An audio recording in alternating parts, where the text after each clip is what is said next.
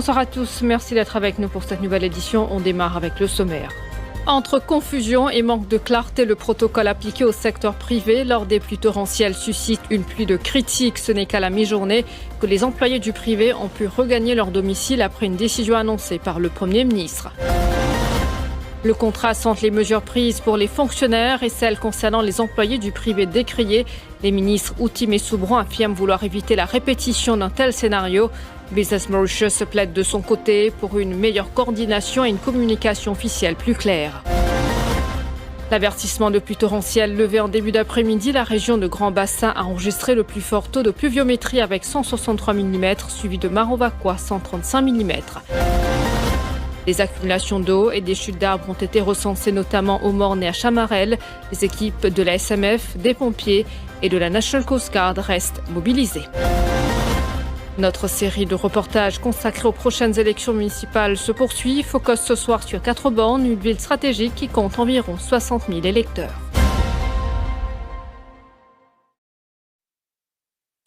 À la gare du Nord à Port-Louis cet après-midi, la situation était particulièrement tendue.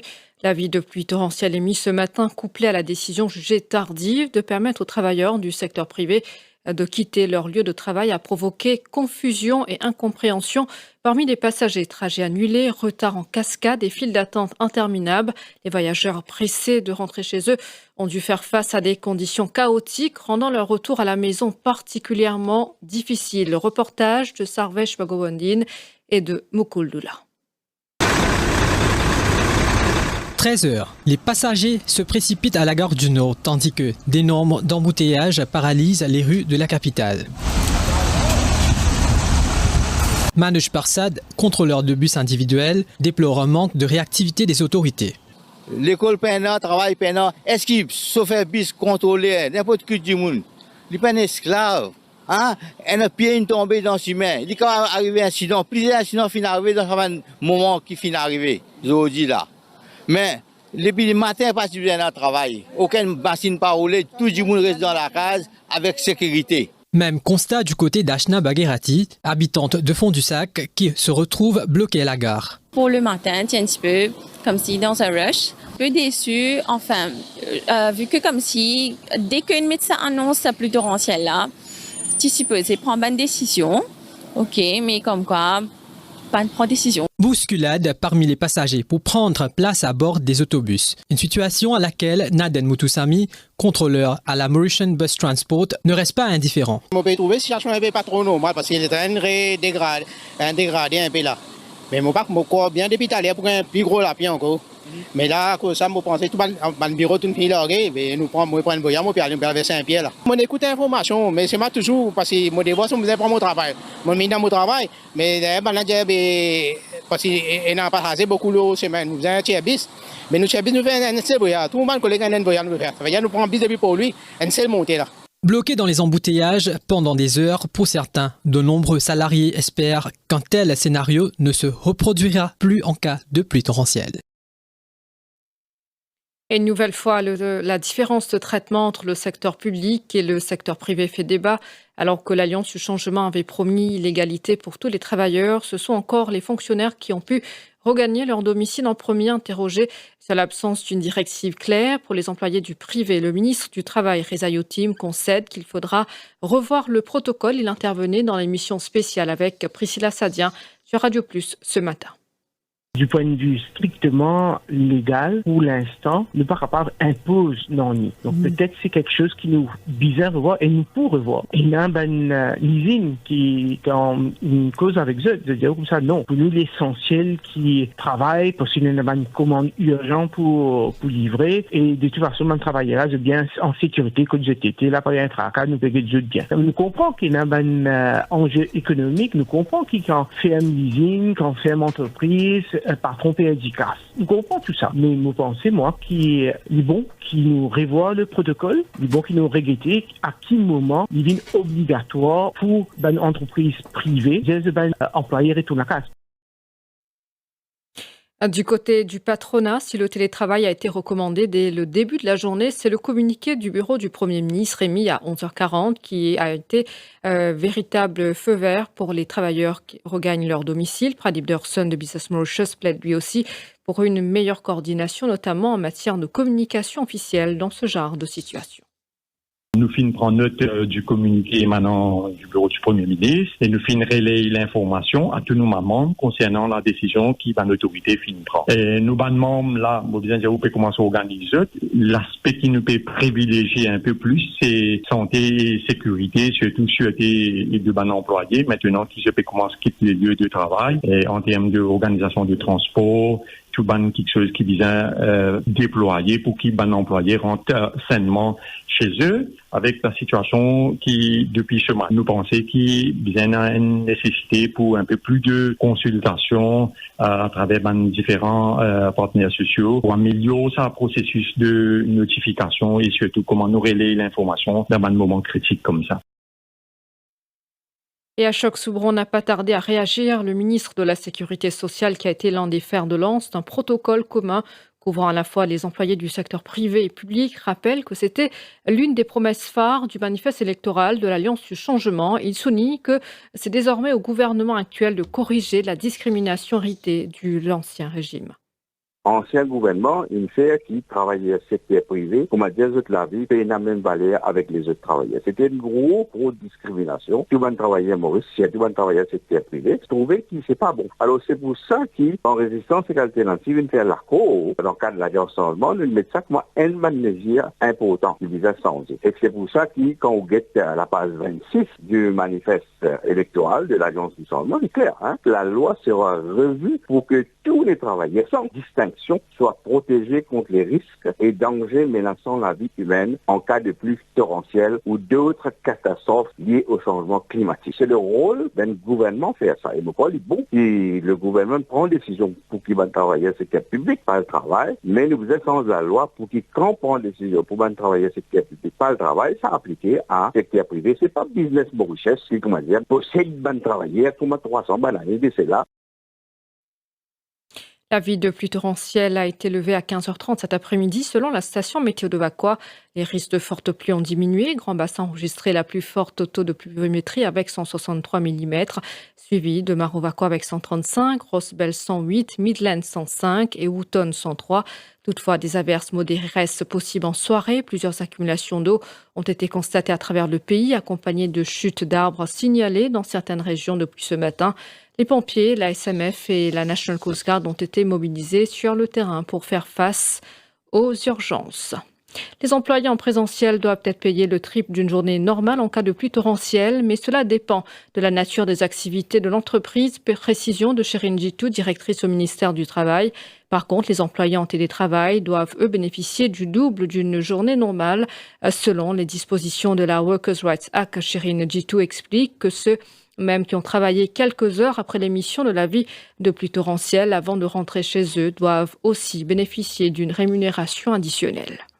Donc, du moment qu'il y a un communiqué ou bien une décision, une release par le National Crisis Committee, qui, ben, travailleurs soit pas besoin de travail ou bien si autres travail, ils ont besoin de stop work. Donc, ben, qui peut continuer le travail de par la nature de l'opération dans l'entreprise, je peux gagner d'après la loi, en sus de ce salaire de base, un allowance de 3 fois équivalent le taux horaire pour chaque heure de travail durant sa période. Dans un cas de figure, quand nous avons communiqué une issue de qu'il a plus torrentiel là, un travailleur qui peut travailler à la maison dans ces bonnes conditions-là, il peut gagner 2 fois ce salaire qu'il est touché normalement. Dans le cas de la pluie torrentielle, normalement, le National Crisis Committee, sous le PMO, le bureau du Premier ministre, je siège, je guette un petit coup de la situation, et si je devine avec une décision, que peut dire que toutes les personnes doivent rester à l'intérieur et à l'abri, là, dans ce cas-là, l'employeur, si le communiqué ou bien la décision est prise avant le travail, donc l'employeur n'est pas capable d'obliger le travailleur pour report to work, pour présent au travail. Si la décision est prise après que l'employé est déjà au travail et que la personne a fait plus de 2 heures de temps, on a un full day's pay qui pour l'employeur pour tenu à payer à ce bon employé. Et s'il a moins de 2 heures de temps, à ce moment-là, il peut gagner ce half day.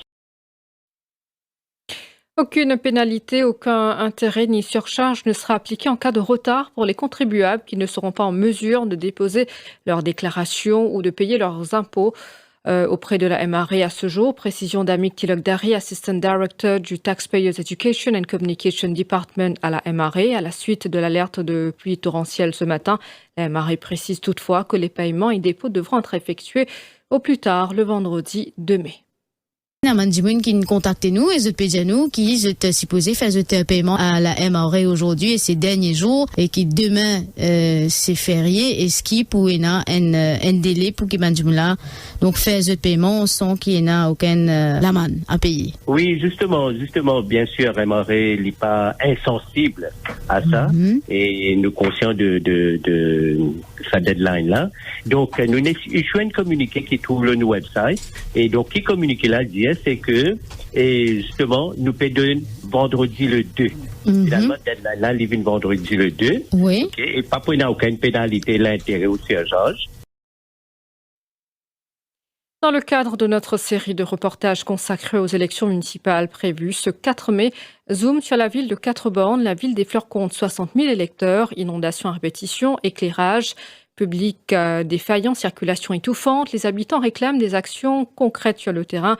Les candidats affûtent leurs armes pour convaincre les citadins. Qui saura se démarquer, qui saura répondre aux attentes? Reportage signé Moukoul Lula.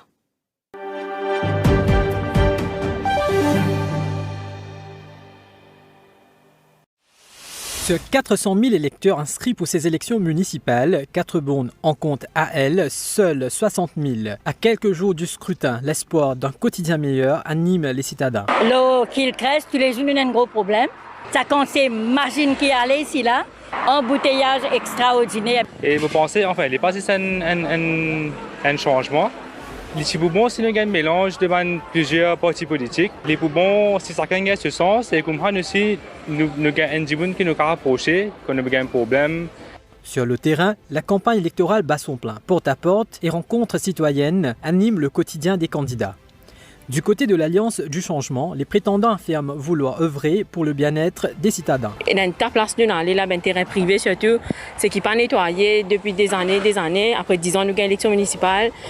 Bon, nous attendons qui nous rester rentre là-bas pour nous solver ce problème-là et surtout dans ce temps, il y a un grand problème d'embouteillage. Les candidats de cette alliance bénéficient du soutien de la députée travailliste Stéphanie Anquetil qui n'épargne pas l'ancienne PPS Tania Diol. C'est terrible. C'est un véritable cas-de-borne, c'est un véritable dépotoir, ça veut dire. Au niveau congestion, rien n'a été fait. Quatre-Bornes a été négligé. Et non, un des partis qui peut rouler, mais en ce qui concerne l'ancien PPS, mais franchement, c'est un joke. Moi, je trouve ça un joke extraordinaire. Ils tiennent PPS, ils prennent fin d'année.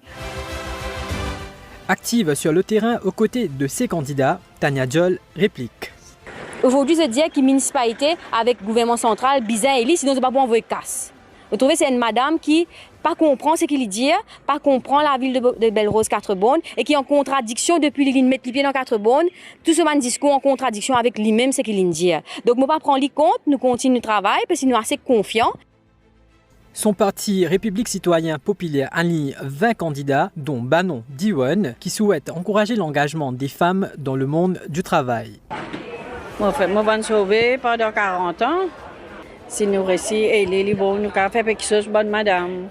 Bonne madame qui reste dans la case, entrepreneur, nous faisons du travail comme moi, mais nous le terrain. Peut-être nous avons bonne madame pour gagner la force pour faire ça. Les candidats du Reform Party, de leur côté, dénoncent un grand laisser-aller dans la gestion municipale. Leur priorité, remettre de l'ordre. Vraiment, la tendance sur le terrain est top.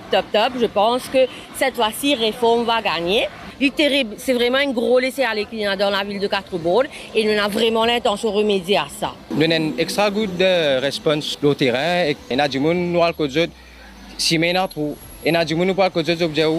la lumière pas correcte. Chaque jour, nous avons ce problème de cette manière, mais nous travaillons d'une façon que nous avons le maximum de monde que nous sommes capables pour une solution pour cette fait. Dans le Ward 3, Boupen Douba, du mouvement mauricien citoyen inclusif, propose quant à lui d'embellir la ville. Oh donc, la ville des Fleurs, nous pas trouve son identité, son importance. Depuis qu'il nous fait gagner Métro Express, bien content nous fin gagner développement. Mais combien de magasins fin fermés? Combien de commerces finissent tomber? Alors, nous pouvons demander à ce qu'ils relocalisent le pôle de développement vers la Louise. À l'approche du scrutin, les candidats redoublent d'efforts pour convaincre, alors que les citadins, eux, restent partagés entre attente et espoir.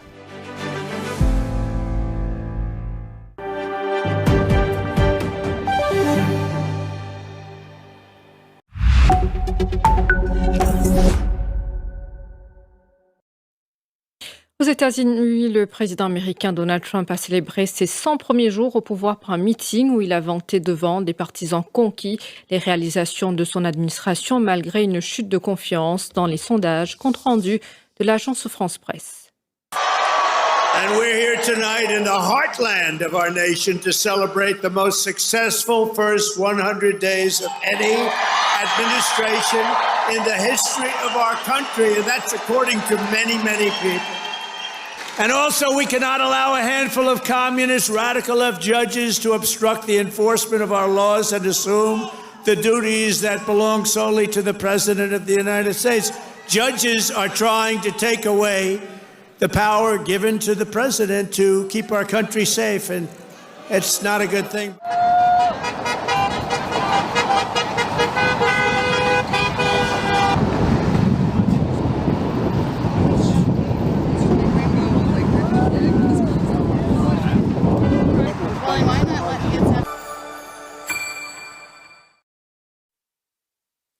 Place à présent à la deuxième partie de notre édition. Ce soir, nous allons aborder le protocole pour le secteur privé en cas de pluie torrentielle qui a créé une nouvelle fois la confusion. Nous avons par Zoom le syndicaliste Riaz Chiotou de la CTSP. Bonsoir et bienvenue. Bonsoir. Donc, une fois encore, finalement, une confusion entourant un protocole pour les employés secteur privé. Donc, peu avant 9h, un fonctionnaire est déjà informé qu'il ne pas besoin de travail, alors qu'il pour un travailleur secteur public plutôt qui ne pas besoin de travail, alors qu'il pour privé, après 3 heures, qui finit une décision. Un premier commentaire sur la situation. Tant que dans Maurice, nous prenons un système qu'on nous donne à la chambre et l'antichambre, tant que nous prenons un système basé sur la discrimination. Le NEOC, c'est aujourd'hui la structure que nous avons un professionnel ou une institution qui est dirigée, qui est capable vraiment de prendre une décision. Mais tant qu'il prend une décision qui vous prend aussi par le gouvernement, nous pouvons continuer à ce même problème. Aujourd'hui, nous avons besoin d'un protocole juste pour travailler dans le secteur privé. Nous avons besoin d'un protocole pour tout travailler. Nous avons besoin de ce qu'on appelle un contingency plan. Il est capable d'arriver que tout le monde finit le travail. Ensuite, il y a une alerte plus torrentielle qui vient un petit peu plus tard. Donc, nous avons besoin d'être capable de connaître pour pas une panique, pour organiser son sport, comment il y a une sequential evacuation, comment nous dire. Ça veut dire par zone, nous commençons à évacuer. Donc, nous devons comprendre qui derrière ça du monde par le travail, c'est sécurité de l'individu. Indépendamment côté du travail, indépendamment qui peut s'occuper, qui religion il était, nous avons sécurité d'un être humain. Il n'est pas normal qu'aujourd'hui, qui donne nous ça l'impression là, que sécurité fonctionnaires, du monde dans le secteur public, c'est plus important que les autres travailleurs. Et pourtant, ce même gouvernement aujourd'hui, quand il est dans l'opposition, c'est très vocal là, l'ancien gouvernement qui fait pratique même système, c'est-à-dire les release de fonctionnaires, secteur privé, les ça aux bons offices de ma compagne. Et aujourd'hui, malgré qu'il est un petit peu tardif, Fingain un communiqué pour release man travailleur secteur privé, beaucoup d'entreprises, je déclare le même service essentiel et je pas de release de man travailleur. À longueur de journée, nous finissons téléphone dans cet aspect pour savoir une situation là. Et vous trouvez, au lieu, comment dire, l'intention c'était de protéger ou de mettre plus de travailleurs du privé dans un mental trauma. Et ça, il n'est pas normal. Nous avons une seule institution qui décide, parce que la base décidée par le travail, c'est sécurité. un petit peu comme un cyclone, classe 3, classe 4. C'est le même système qui vient servir. Surtout, est-ce que vous pensez, finalement, un manque de coordination systémique? À chaque épisode de la pluie torrentielle, nous trouvons qu'il y a un manque de coordination entre l'autorité et le secteur privé. À cela, aujourd'hui, Business Mauritius plaide pour une meilleure communication. Qui, selon vous, bien fait dans ce cas-là, afin qu'il nous évite cette bonne situation-là à l'avenir? D'abord, nous vocabulaire bien sorti. Quand nous pécons aujourd'hui, qui bien protège Mandimoun contre un problème climatique tel que la pluie torrentielle, on n'a pas qu'à passer un message, on peut faire un appel, à ma compagnie pour release de travailler. Mais là, on pas vraiment valorise l'intention de protéger à cause d'un danger divin. Et pourtant, si vous regardez la loi sur la santé et la sécurité même, section 12.3, les gens qui sont travailleurs, il y en a une croyance qui se travaille capable de mettre sur la vie en danger, les gagnent droit refusent le travail. Donc, nous dans une situation aujourd'hui que finalement une considération un petit peu plus émotionnelle parce qu'il y a tellement de critiques. Moi, au front, moi, l'opinion, il y a tellement de critiques aujourd'hui sur ce gouvernement qui pas encore respecté son promesse. Un de plus, il n'est pas bon dans un contexte que tu élection municipale, je ne log fonctionnaire, mais en tout cas, c'est le pire qui est arrivé parce que je vous dis, man travailler secteur privé, je n'ai pas rapide du tout. Je gagne ça l'impression que nous votons un gouvernement qui aujourd'hui peut donner une étiquette, comment dire, un citoyen de deuxième grade. Et nous finissons aussi dans la déclaration du ministre Ashok Soubron, l'India qui désormais la loi pour, c'est-à-dire que c'est quand même un peut dirige vers la bonne direction, qu'on peut dire qu'il peut la loi, comment se dit, de cette manifeste électorale. Mais les partis n'ont aucun choix. Bon, pas de doute, sans sécurité, Ashok Soubron, il finit tout le temps défendre qu'il faut dépasser dans cette discrimination-là. Et aujourd'hui, déclaration qu'il vient faire, pour moi, je trouve qu'il peut isoler de plus en plus dans ce gouvernement. Parce qu'il n'y a pas que ça, hein. Pas juste sa discrimination, release travail secteur privé ou pas. Là, dans un jour qui ne fait que passer, le gouvernement prend une décision qui va travailler secteur public, je pour continuer un remboursement de transport, même si je gagne plus que 60 ans, alors que dans le secteur privé, je dois, d'après un jugement qui nous sortit, la cour industrielle, dire quand on gagne 60 ans, donc vous ne pouvez pas payer le transport, donc transport pas pour rembourser. Est-ce qu'il est normal aujourd'hui qu'il commande d'une façon officielle, peut venir montrer où qu'il y a une discrimination? Et comment est-ce possible? Donc là, Soubron finit démarquer. Bon, pas t'attendre qu'il y pour autrement, mais on a aussi un autre message dans la déclaration Soubron qui, comment dire, je demande position un petit peu plus isolée. D'accord, mais on travaille quand même secteur privé, ça ne passe quand même la zone est difficile, et là, un embouteillage monstre, pénabis sur la gare. Est-ce que vous pensez qu'il nous besoin d'une uniformisation de ban protocole et qui fait lien pour autant qui tous les deux pareils, pas d'égalité? Ce qui est important d'abord, c'est que le réseau qui vous périllise, c'est sécurité. Là, c'est vous pouvez protéger toute la vie. Donc, pas grave, qui comment dire, vous pouvez envie plus protéger le travail secteur public qui privé. Le protocole, nous nous avons dit la dernière fois, quand il y a sa situation, mon Bélal, il y a un grand débordement de l'eau dans le pays, c'était un petit première organisation qui te propose un contingency plan.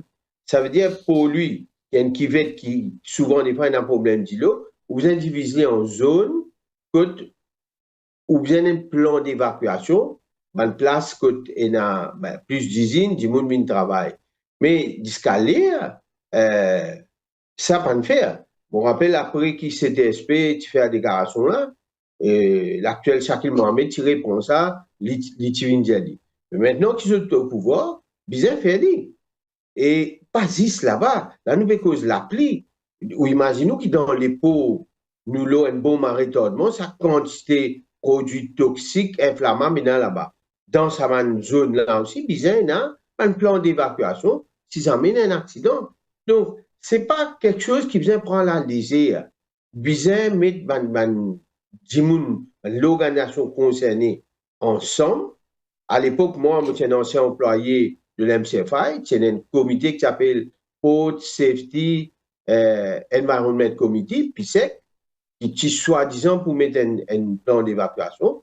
C'était sous Ramgoula même comme Premier ministre. Mais bien mettre ça. Et maintenant, avec le problème du changement climatique, il y a d'autres catastrophes qui nous capables, tous nos pays, ou qu'il y a un diffé par là, ou qu'il y a un raz-de-marée, puis arrive le moment pour assiser, pour discuter. Mais nous commençons par n'a pas fait une section de la population, une section de man travailleurs, et un sentiment qui va dire nous ban citoyens de deuxième grade. Et surtout, malgré le communiqué officiel bureau au Premier ministre, certains employeurs secteur privé n'ont pas fait respecter ban consigne. On évoquait un petit peu plus tôt. Nous avons l'idée qu'il y a un secteur d'activité qui est touché par ça, qui ne pas respecter ça. Nous avons un appel dans le secteur de distribution et à faire une livraison. Il y a une compagnie qui produit à manger pour un niveau. Ils mettent sur un travailleur au défi qui nous services essentiels. Et dans tout le secteur retail, le secteur, comment nous dire, hypermarché et autres, jusqu'à là, mon pécos avec eux, il y a encore ouvert là. Donc, il y a beaucoup de compagnies, l'effet qui dans l'absence, une définition claire, qui était un service essentiel, beaucoup de compagnies, je fin, faire, je travaille. Et je profite de cette l'occasion-là, pour faire appel à tous ces travailleurs qui ne font ce travail-là pour bien payer plus, comme la loi dit. Si je travaille à la case, paye double. Si je travaille dans une compagnie physiquement, les 3 fois, je t'avoilerai. Donc, il ne faut pas, je paye. Si je paye un problème, prends contact avec la CTSP à Rosil. La loi claire, bien respecter la loi. Et qui fait la guerre pour ça, pour justement empêcher un abus. Quand un employé peut forcer ce travailleur rester, il bien réfléchir, il s'acquiert dedans pour coûter 3 fois plus. Donc justement, en ce qui concerne les services essentiels, d'ailleurs, la CTSP finit aussi suggérer qu'il bien revoir la loi et mieux définir secteur essentiel. Au cas élaborer un petit peu plus là. Bon, d'abord, un service essentiel, il faut dire dans son nature lui-même, il y a comment nous dire, safety of life and property. Il faut dire un secteur qui peut rouler et non pas les rouler 5 jours dans la semaine, les décrète lui-même comme service essentiel. Ça veut dire que nous sommes capables de faire 2 jours par semaine ou qu'à vous organiser ou pas un service essentiel. Un service essentiel, c'est un secteur qui roule round the clock, qui est lié avec les basic needs de la société et qui peut autre moyen qui est pour bien là continue à fonctionner. Donc ça, c'est extrêmement important qu'il y ait une fois pour toutes une définition du service essentiel. Ça aussi, nous sommes capables de venir avec ce qu'on appelle un minimum working pool. Ça veut dire que vous avez un service essentiel, tout le monde peut bien respecter ou bien capable dans une situation d'emergency où il y a un minimum pool qui travaille pour offrir un service qui est lié avec safety of life and property. Donc, tout ça là, bien, commence dans une discussion. Bien, vient avec une vraie intention pour amener un changement en profondeur. Et non pas un existe annoncé comme un effet cosmétique, faire croire qu'il peut faire quelque chose, non un comité, et finalement qui peut aboutir à non. Surtout, selon vous, quelle leçon nous sommes capables de tirer de cet épisode de la mi-journée-là en termes de préparation, réactivité, entreprise privée face à une alerte météorologique? première leçon qui nous tirait, c'est que gouvernement sans gouvernement vini, secteur privé continue, exerce une pression, n'importe qui s'en a au pouvoir. Ça, c'est important. Et seule façon qui est capable de remédier à cela, c'est qu'ils travaillaient bien, continuer à organiser. C'est pas pour sens du monde à la tête du pays, mettre l'autre l'équipe qui vous pensez, ça pour venir autrement. Parce que nous, système politique à Maurice, tout ça, parti politique dans le mainstream là, je dépanne le financement secteur privé pour je faire une campagne électorale. Donc, une fois qu'ils ont vu au pouvoir, moi, je te la mets, je te les pieds attachés, je te disais respecter l'engagement qu'ils ont pris. Seule façon qui est capable de faire ça, il faudrait que la classe ouvrière, à travers un syndicat, un ONG, je organiser, je fais tant de la voix pour avoir une balance dans la société entre pouvoir capital et pouvoir man travailleur, classe ouvrière. C'est le moyen. Donc, le message, c'est organiser. Joindre n'importe qui syndicat crédible qui a envie, mais nous bien organiser. Surtout qui, depuis que le nouveau gouvernement il prend, l'inrani public, l'intention, c'est de venir l'économie avec une économie basée sur l'investissement. Moi, ça fait mon rappel en 2006 que tu fais cause l'économie basée sur la croissance. La logique est simple. Quand on fait cause l'investissement et que le gouvernement dit où la caisse vide pénacasse, qui c'est un qui peut investir? Ça veut dire que je peux mettre tapis rouge pour que le secteur privé vienne investir, qui n'est pas mauvais. Mais le secteur privé pas venir investir sans aucune exigence. Pour mes affaires, je pourrais diminuer ma taxe pour que je augmente le profit et surtout je pourrais dérèglement dans la loi travail pour amener ce que je t'appelle une flexibilité à outrance. Donc là, c'est mille et une raisons qui fait un travailleur, un intellectuel engagé, je besoin d'un coup de main pour plus organiser la société civile, pour ne pas venir, comment dire, la proie, ne pas venir victime du chantage de la part du gros capital. D'accord, mais quand même, c'est une réalité. Le lobby du secteur privé, il existait, même sous l'Ancien Régime. Et qui vous pensez qu'il bien faire concrètement pour le bien-être des travailleurs et de sécurité? Ah oui, sorry, permettez-moi de préciser. Bon, pas vidéo qui s'est arrivé juste ce gouvernement-là, hein, sous l'Ancien Régime aussi, il dit comme ça. Un mot de la fin? Tu as un message à un employeur, par exemple, qui vous souhaite dire ça?